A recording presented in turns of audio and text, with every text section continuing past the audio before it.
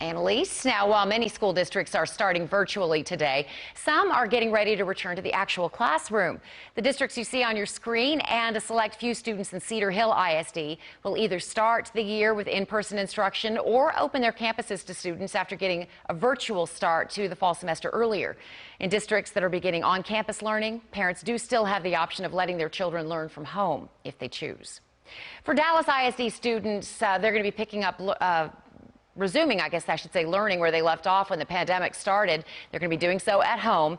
Nicole is live at Eddie Bernice Johnson Elementary in Wilmer. And Nicole, the superintendent is going to be there this morning to at least greet teachers who will be meeting their students virtually this morning, right?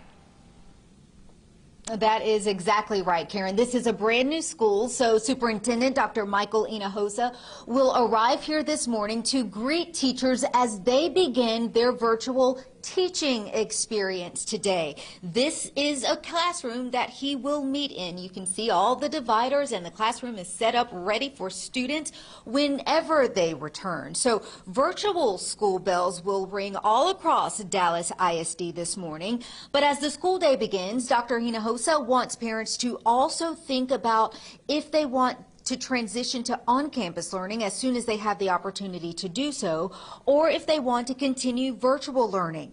A survey was sent out last week, and the district is hoping to return or receive it from parents no later than today. The goal is to get a sense of how many families they would like to return on campus so they can have enough teachers in place and set up classrooms with social distancing in mind.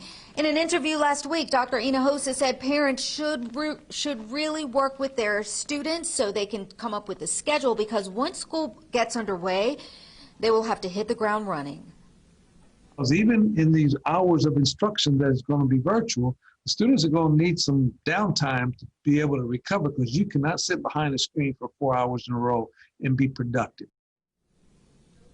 Nicole, I know that they announced last week that some students are going to have the opportunity to get to school or to start school in person earlier than other kids. How is that all going to work?